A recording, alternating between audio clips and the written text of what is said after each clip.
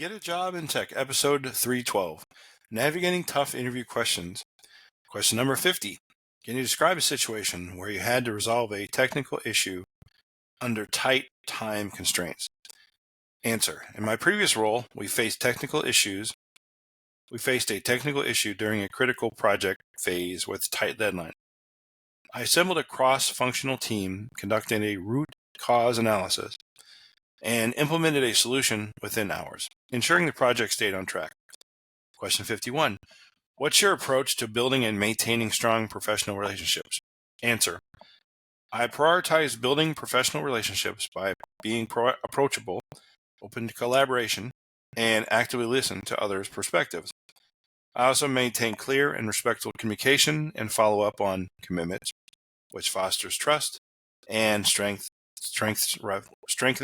relationships. Question 52.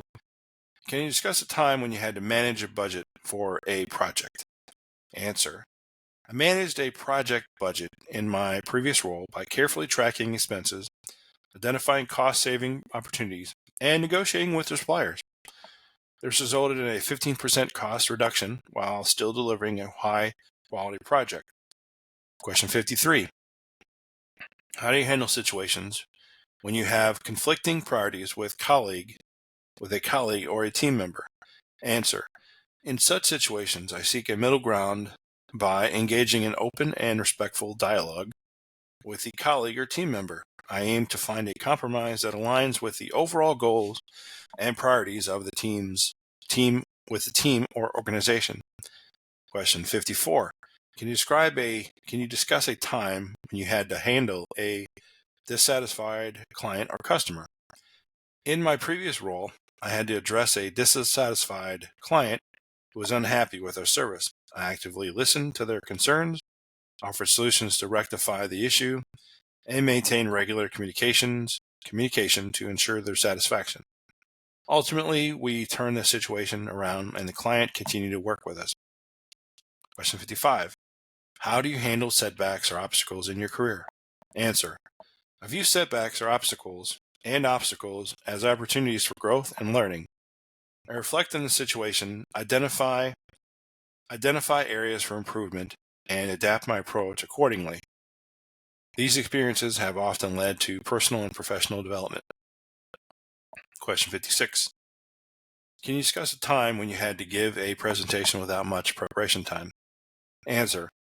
I once had to deliver an impromptu presentation due to a last-minute scheduling change. I drew on my subject knowledge and experience, organized my thoughts quickly, and delivered a concise and informative presentation that received positive feedback from the audience. Question 57. What's your strategy for maintaining stress outside of work? Answer. To maintain stress outside of work, I prioritize self-care activities such as exercise, meditation, and spending quality time with my friends and family. These activities help me relax, recharge, and maintain a healthy work-life balance. Question 58. Can you provide an example of a time when you had to mediate a conflict between your team members? Answer. In a team project, two team members had conflicting ideas on the project's direction. I stepped in as a mediator, encouraged open communication, and facilitated a compromise that allowed us to move forward collaboratively and successfully. Question number 59. How do you ensure you're up to date with changes in laws, regulations, or compliance standards relevant to your field? Answer. I stay informed about changes in laws, regulations, and compliance standards by regularly reviewing relevant government websites, attending compliance training sessions, and consulting with the legal experts when necessary. Compliance is a crucial aspect of my work, and I prioritize staying current. Question 60. Can you describe a situation when you had to lead a team through a major change or transition? Answer. I led a team through a major software system transition that required process changes and retraining. To ensure a smooth transition, I created a detailed transition plan, provided comprehensive training, and offered ongoing support. The team successfully adapted to the change with minimal disruptions. Question 61. What do you do to stay organized and avoid missing deadlines or commitments? Answer. I use digital tools like calendars and task management apps to track deadlines and commitments. I also maintain a prioritized to-do list and regularly review and adjust it as needed. This systematic approach helps me stay organized to meet all my obligations. Question 62. Can you discuss a time when you had to resolve a disagreement with your supervisor or manager? Answer. In a previous role, I had a disagreement with my manager regarding the project's direction. I scheduled a private meeting to discuss our differing perspectives, presented data to support my position, and worked collaboratively to reach a mutual beneficial solution that aligned with the project's goals. Question 63. How do you handle situations where you need to provide constructive feedback to a team member or colleague? Answer. I approach providing constructive feedback with empathy and a focus on improvement. I choose an appropriate time and place, use specific examples, and offer solutions or suggestions for improvement.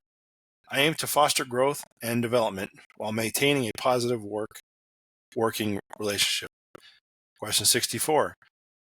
Can you discuss the time when you had to make a decision with incomplete information? Answer. I encountered a situation where I had to make a time-sensitive decision with limited information.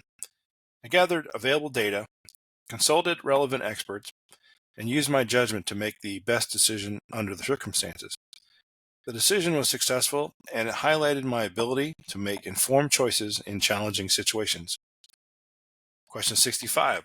What role do mentorship and professional development play in your career?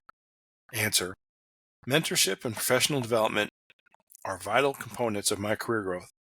I actively seek mentorship from experienced professionals to gain valuable insights and guidance. Additionally, I continually invest in professional development opportunities such as courses and certifications to stay relevant in my field. Question 66. Can you describe a situation where you had to motivate a team member who was demotivated or struggling? Answer. I once had a team member who was demotivated due to personal challenges.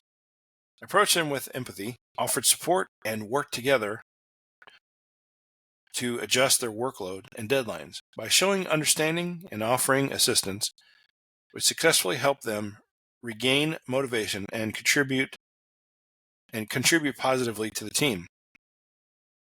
Question 67. How do you ensure your work aligns with the company's mission and values? Answer. I regularly refer to the company's mission and values as guiding principles in my work. I ensure that my actions, decisions, and projects align with these values. I actively contribute to a positive work culture that reflects the company's mission. Question 68. Can you discuss a time when you had to take on additional responsibilities beyond your job description? Answer.